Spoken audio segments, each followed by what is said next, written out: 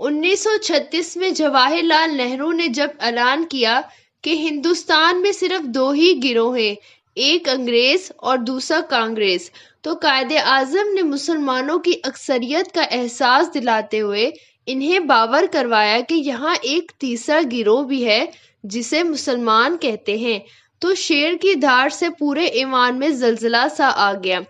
قائد کے نعرہ حق کا انجام یہ ہوا، کانگریس نے قائد اعظم کو نشانہ بنانا شروع کر دیا۔ تو بقول مسٹر خورشید حسن، ایک طرف تو ہندوستان میں کانگریسی تھی اور ان کے زرخیز قائد اعظم کو کافر، مغربی تہذیب کا دل دادا، اسلام سے ناآشنا کر کے مسلمانوں کو ان سے دور رکھنے کی ناکام کوشش کرتے رہے، اور ساتھ ساتھ دوسرے ممالک انگلستان میں قائد اعظم کی رجت پسندی، فرقہ پسندی اور مذہبی جنونی اور نہ جانے کس کس فرضی رنگ میں پیش کیا، انگریز قوم کے سامنے ان کی سیاسی اپوزیشن کو کمزور کرتے رہے۔ تو قائد اعظم کے اخلاق اور کردار سے اور دین اسلام پر عمل کے ثبوت کے لیے صرف ایک ہی واقعہ کافی ہے، جس کو منشی عبد الرحمن نے اپنی کتاب قائد اعظم کا مذہب اور عقیدت میں تحریر کیا۔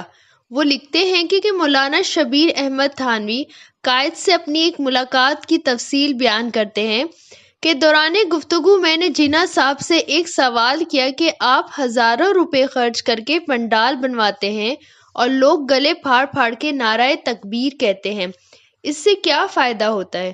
قائد اعظم نے فرمایا، اس سے غیر اقوام پر رعب پڑتا ہے۔ میں نے کہا کہ میں ایک تدبیر بتاتا ہوں جس سے رعب زیادہ ہوگا۔ تو قائد اعظم نے فرمایا کہ وہ کیا ہے؟ میں نے کہا، جب جلسے کے دوران نماز کا وقت آ جائے، اس 1.5 لاکھ مجمع کو لے کر آپ باجماعت نماز ادا کریں، پھر آپ دیکھیں کہ آپ کا کتنا رعب پڑتا ہے۔ آپ نے فرمایا کہ آپ ٹھیک فرماتے ہیں، مگر میں اس بات پر عمل کرنے سے معذور ہوں۔ میں نے کہا کہ آپ کو کیا عذر ہے؟ فرمایا، آپ باجماعت نماز پڑھنے کو کہتے ہیں، پر میں امام کس کو بناؤں؟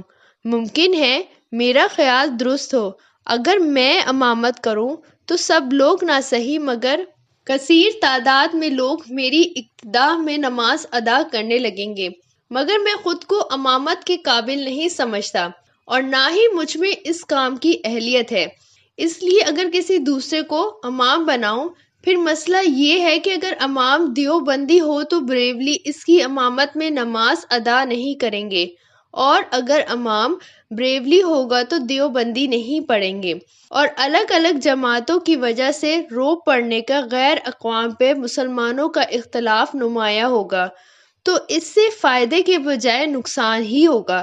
دشمن مسلمانوں کو الگ الگ دیکھ کر مزید دلیر ہو جائے گا، اس سے فائدہ اٹھانے کی کوشش کرے گا، اس پر عمل کرنے سے معذور ہو کر آگے چل کر دیکھنا مشکل ہوگا۔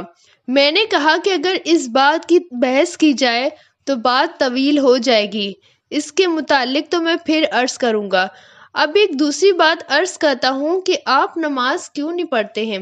آپ جلسوں میں اپنا معمول رکھیں، جب نماز کا وقت آئے تو آپ خود مصلی بچھا کر نماز ادا کرنا شروع کریں، کوئی پڑھے نہ پڑھے۔ اس سوال کے جواب پہ جناح صاحب نے یوں بیان کیے، آج بھی میرے کانوں میں ان کے الفاظ گونجتے ہیں، جن کو سن کر میرے کانوں میں پسینہ سا آ گیا۔ عام طور پر دیکھا جائے کہ انسان جب کسی اونچے درجے پر پہنچتا ہے تو عجیب ہی تکبر کا شکار ہو جاتا ہے اور خدا کو بھول جاتا ہے، مگر ہمارے قائد کی شان ہی نرالی ہے۔ جب مولوی صاحب نے کہا کہ آپ پر بھی تو نماز فرض ہے، آپ کیوں نہیں پڑھتے؟ قائد اعظم پر اس سوال سے اتنا اثر ہوا، قائد آگے کو جھکے اور کہنے لگے، میں گناہگار ہوں، آپ کو حق ہے کہ آپ مجھے نماز کا کہیں، لیکن میں آپ سے وعدہ کرتا ہوں آئندہ میں نماز پڑھا کروں گا۔